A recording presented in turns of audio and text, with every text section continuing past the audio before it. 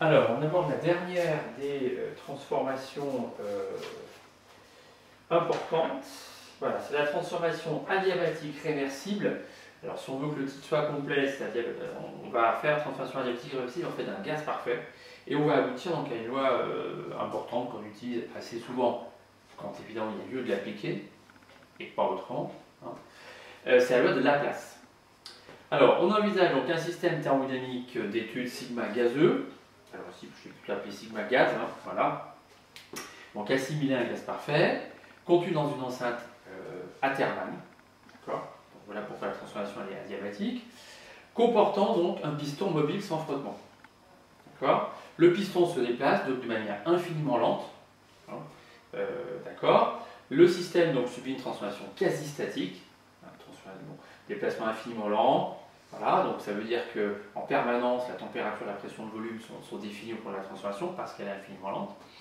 Et c'est de surcroît donc réversible hein, si le piston est en quasi-équilibre mécanique permanent, d'accord, comme on l'a vu. Hein. C'est-à-dire que ces forces ici extérieures, ces forces qui s'exercent sur la face droite du piston, sont quasi compensées par la force qui s'exerce à gauche. Voilà, d'accord. Voilà. Alors, donc, le système subit une transformation quasi-statique, de surcroît donc réversible. Bon, après j'ai mis une petite nuance, hein, si toutes les forces s'exerçant sur le système, voilà, sigma union piston, s'exercent sur le piston uniquement. Donc c'est le cas que j'envisage ici. Hein, et que ce piston est en quasi-équilibre, comme je l'ai dit. Sinon, bon, ça peut un petit peu, il peut y avoir des complications, où on pourra envisager des systèmes où les transformations en fait soient quasi-statiques mais non réversibles, en particulier s'il y a un courant qui passe. Bon.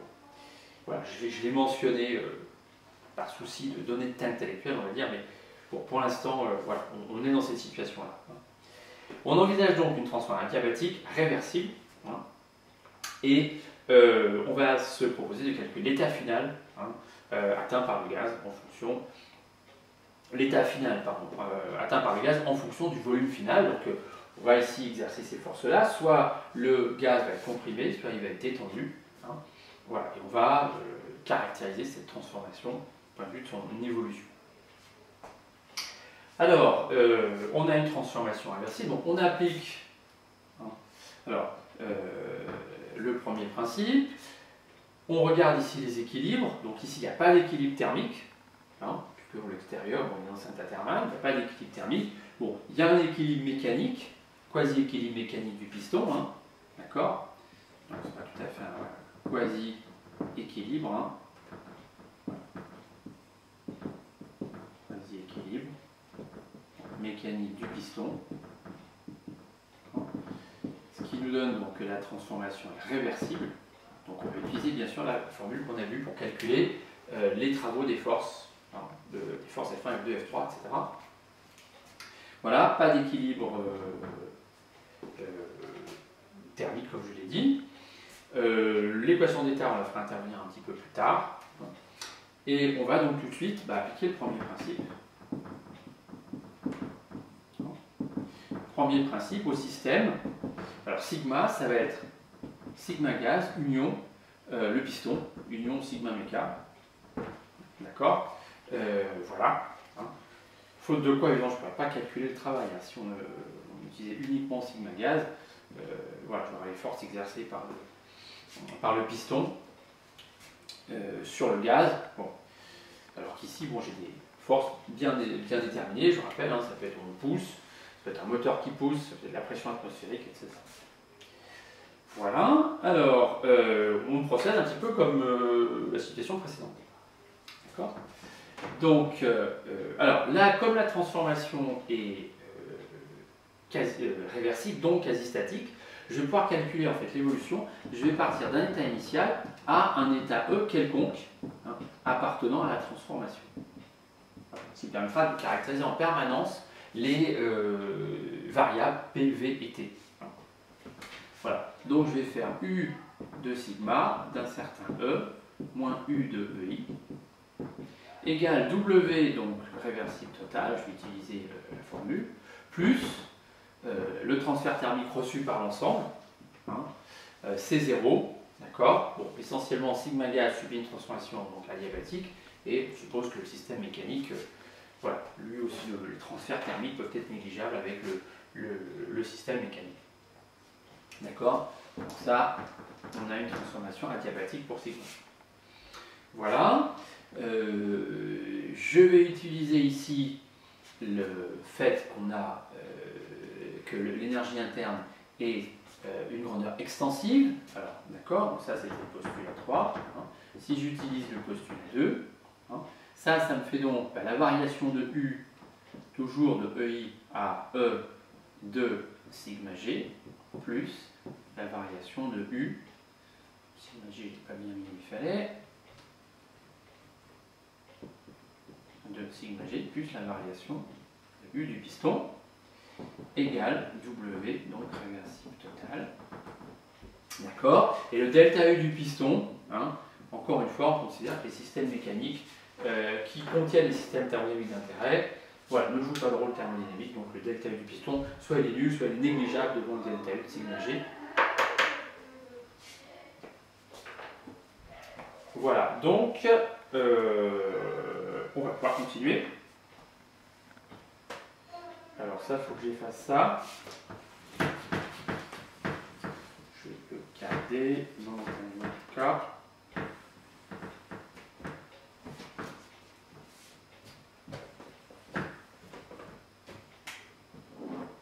Alors, il faut calculer ce W réversible total. Bon. Eh bien, ça fait moins somme de la pression ici au cours de cette transformation réversible, P de V dV, de VI à un V quelconque, hein, puisque c'est, voilà, ça c'est voilà, l'état E, hein, et de volume V, d'accord? Donc on va de EI à E, hein, donc de VI à un certain V, voilà, et ici donc, voilà, et je vais appeler V' ce volume ici.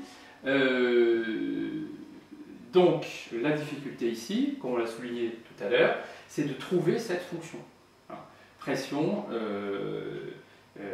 la pression en fonction de V', voilà, pour cette transformation qui est réversible. Alors je vais appliquer la méthode qu'on a eue jusqu'à présent, qui n'avait pas mal marché. Je vais utiliser l'équation d'état. Cette pression, si ça marche, la pression, elle est fonction du volume et de la température, dV'. Voilà. Ça, c'est l'équation d'état, je répète. Hein, vous pouvez le noter, bon, comme tout à l'heure, ça, c'est l'équation d'état.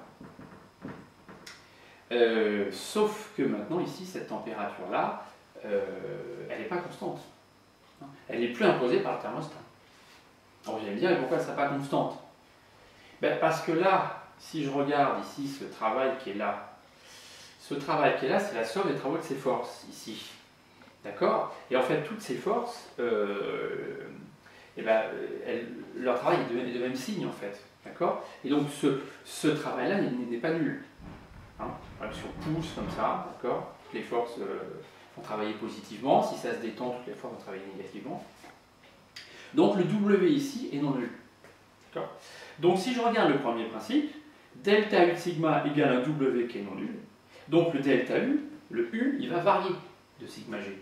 D'accord? Donc, ça veut dire que si W est positif, le delta U serait positif. Donc, comme U est proportionnel à la température, avec un quotient positif, c'est-à-dire que la température va augmenter. Une compression adiabatique d'un gaz provoque l'augmentation de sa température, qu'il soit parfait ou qu'il soit parfait. D'accord? Donc, dans cette transformation adiabatique, il y a augmentation de la température. Donc ça, c'est pas du tout une constante. Hein.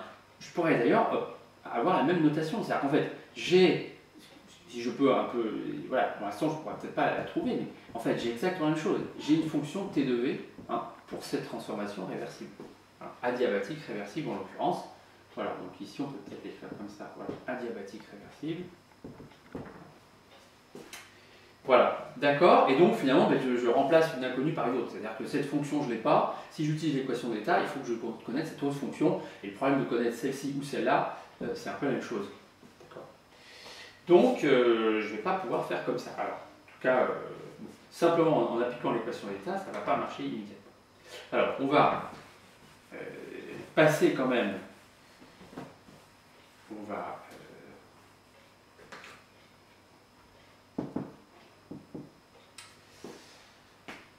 on va maintenant, bon, donc là on est un petit peu bloqué, donc là si on veut avancer, il faut voilà, se simplifier un petit peu la vie et dire que le système auquel on va appliquer ça, c'est un gaz parfait.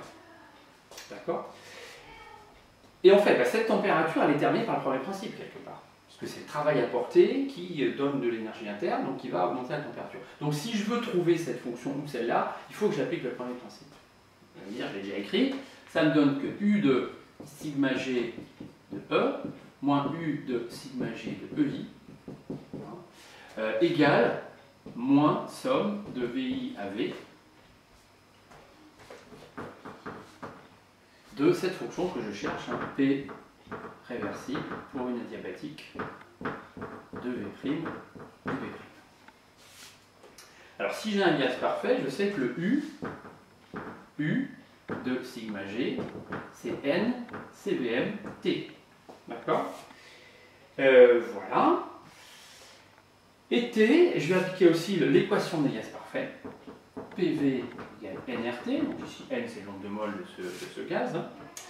Donc en fait, est-ce que je vais en fait me ramener aux variables PV. Donc en fait, cette température ici, à n'importe quel état, cet état E, il est caractérisé par cette température, voilà, et par cette pression et ce volume.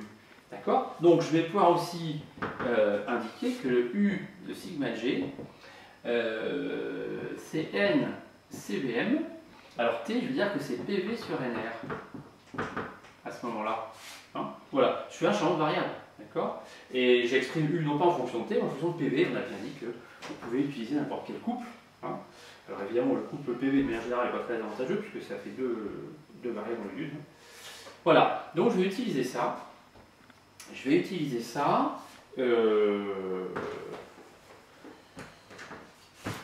Voilà.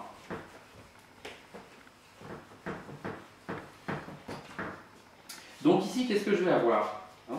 Ce terme qui est ici, ça va être CVM sur R P, donc c'est la pression à l'état E, d'accord? Mais en fait, cette pression à l'état E, c'est justement la fonction que je cherche.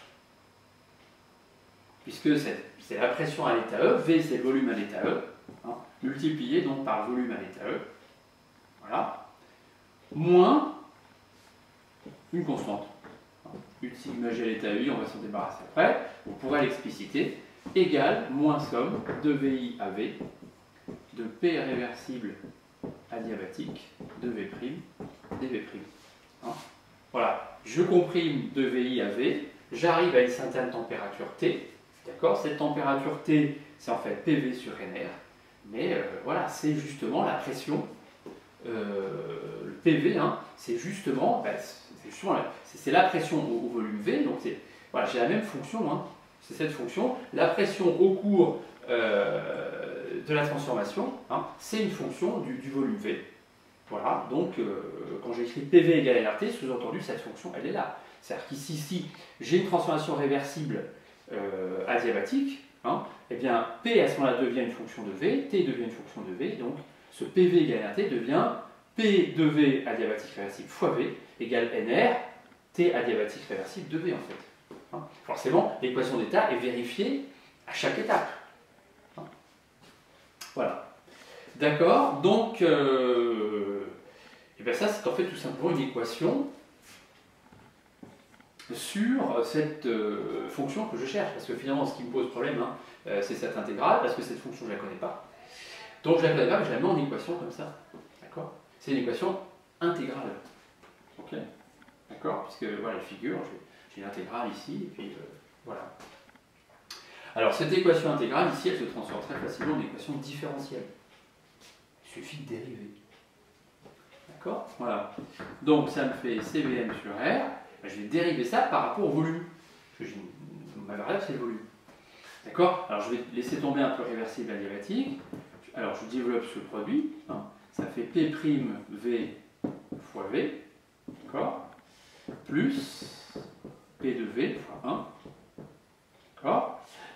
Moins 0. Ok? Dérivé de cette constante.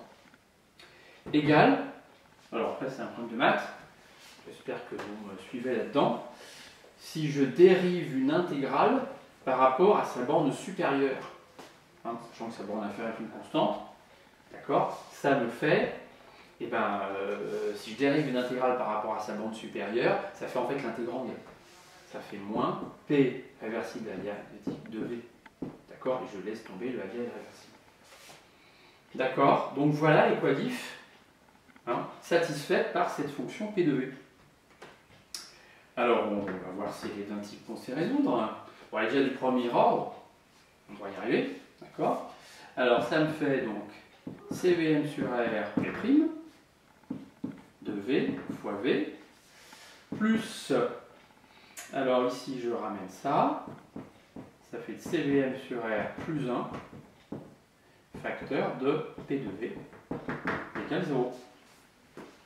D'accord, P de V facteur de ça, moins le P de V ici, on le ramène.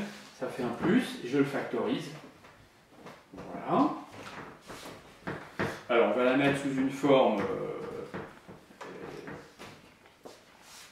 standardisée. Le coefficient de P' ici, alors, je vais quand même le garder. Comment je l'ai pris ce truc-là?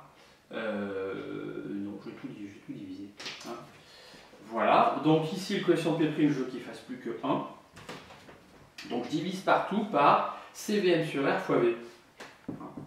Ça me fait donc P'V plus, alors CVM sur R, donc ça fait 1, plus 1 sur CVM sur R, R sur CVM, et le tout divisé par V. Voilà, facteur de P de V. D'accord? Bon, alors l'équation différentielle du premier ordre avec un coefficient ici non constant. Ça nous change un petit peu. Alors donc c'est du type y' plus a de x y égale 0, sachant que y est fonction de x. D'accord, niveau... Voilà. Bon, alors ça, on connaît l'ensemble des solutions. Ça n'en est jamais servi pour l'instant en physique. C'est k exponentielle moins une primitive de a de x. J'écris sous forme de primitive indéterminée. Voilà, primitive intégrale indéterminée, moins a de x dx, ou prime comme vous voulez. Voilà. Donc je vais appliquer ça ici. Donc l'ensemble des solutions, c'est P de V égale K exponentielle moins l'intégrale de ça faire là. D'accord, donc 1 plus R sur CVM ln de V. D'accord? Voilà. Ok, donc on a notre P de V. Alors on ne va pas le retenir sous cette forme.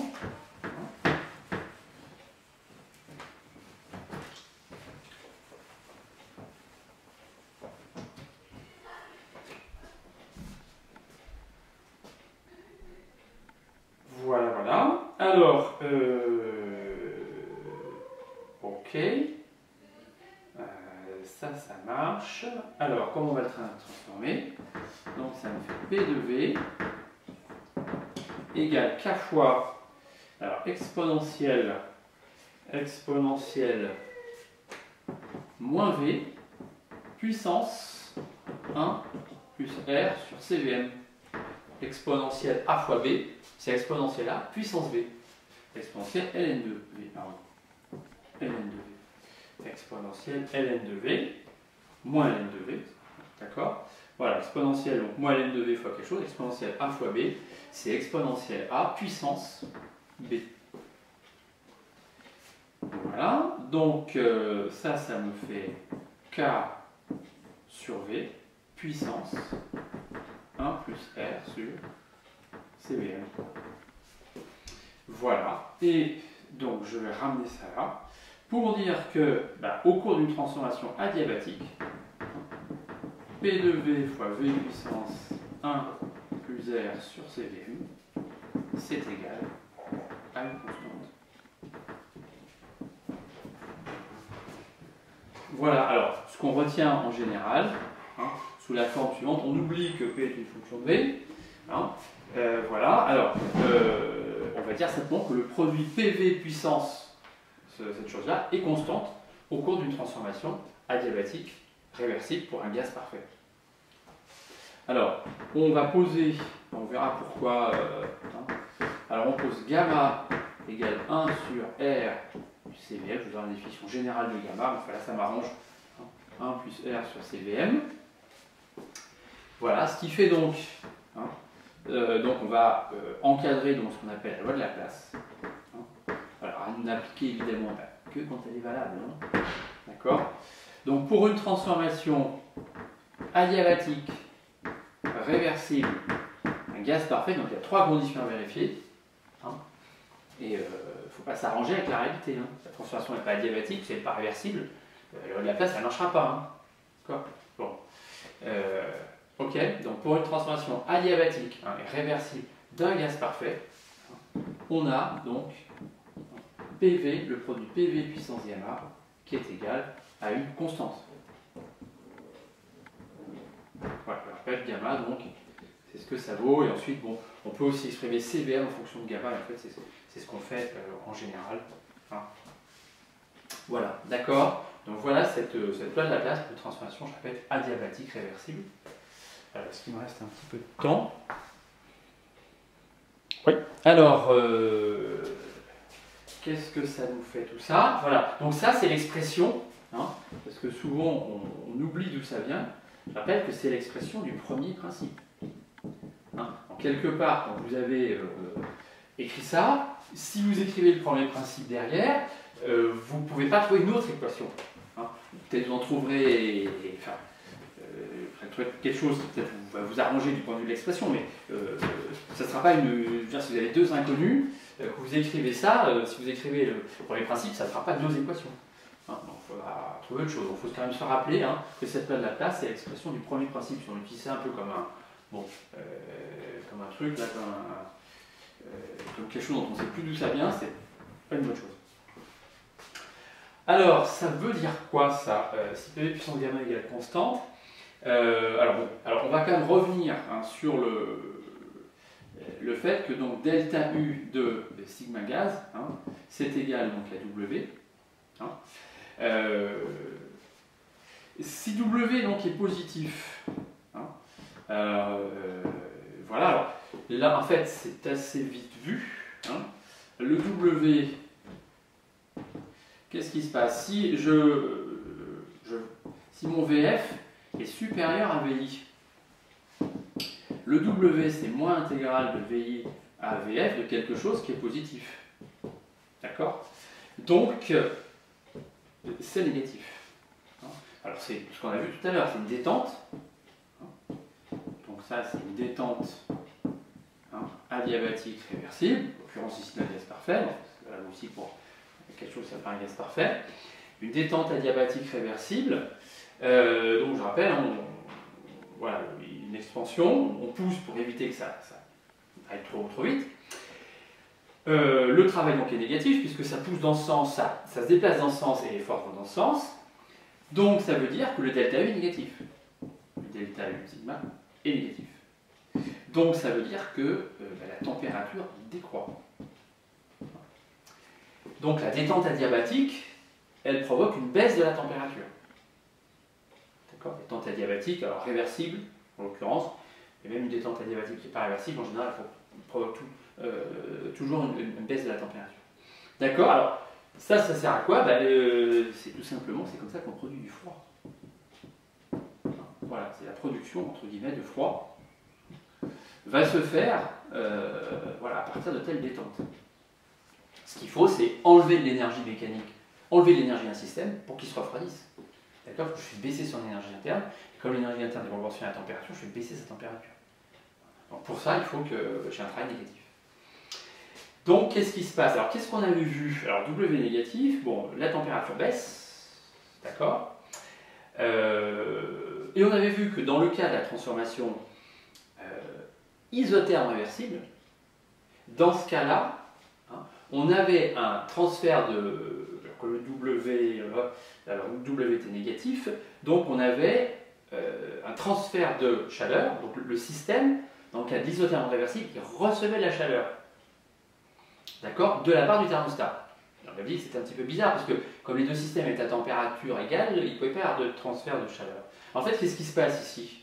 Vous voyez, si on fait une toute petite détente hein, du gaz, bon, instantanément, le gaz va baisser de température, en fait. D'accord? Ce qu'on vient de voir. Donc, il va se retrouver à une température très légèrement inférieure à celle du thermostat. Donc, ça va engendrer un transfert thermique du thermostat vers le gaz pour rétablir l'égalité de température. D'accord? Donc, c'est ce qui explique que dans la transformation isotherme réversible, on a un transfert de chaleur qui a lieu effectivement du thermostat vers le gaz. Parce que toutes les détentes ont tendance à refroidir le système et le thermostat doit rattraper ce refroidissement en cédant de la chaleur au système. D'accord? Voilà. L'autre cas, c'est le symétrique. Hein. Si on comprime, hein, si VF est inférieur à VI, le travail va être positif. D'accord? Donc la température va augmenter. D'accord? Voilà, si on comprime, la température augmente. D'accord? Donc dans la transformation isotherme réversible, dans ce cas-là, hein, on avait un transfert de chaleur effectif du système vers le thermostat. Pourquoi? Parce que chaque fois qu'on va comprimer un tout petit peu, on va tendance à augmenter la température du gaz. Et pour rétablir l'équilibre thermique, il faut que le système cède de la chaleur au thermostat. Voilà. Donc ce qui explique hein, qu'on avait donc ce transfert thermique du système vers le thermostat lorsqu'on avait une compression isotherme réversible. Voilà. Donc ça nous permet, l'adiabatique réversible, de manière un petit peu paradoxale, hein, nous permet d'expliquer les transferts de chaleur, les sens des transferts de chaleur dans l'isotherme réversible. Voilà. Donc on revient à ce... En conclusion, je dirais, on revient au précédent cas. Voilà, donc ça clôture le chapitre 5.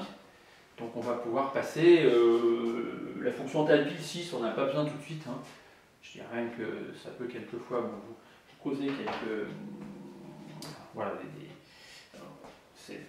ça engendre souvent des erreurs, donc on en parlera plus tard, on n'en a pas besoin là, pour l'instant. Alors on va pouvoir passer aux exercices et voir un petit peu comment, à partir de tout ça, on peut déjà faire les premières machines thermiques. Voilà. Parce que tout le but, voilà, après on va traiter spécifiquement les machines dans un chapitre, mais pour déjà bien comprendre ce qui se passe, on va faire des espèces de machines un petit peu théoriques, hein, pour bien voir ce qui... Voilà, les cycles, les machines sont basées sur des cycles, et on va déjà donc faire des cycles avec des choses un petit peu scolaires, un petit peu, voilà. Mais ensuite ça nous facilitera beaucoup la compréhension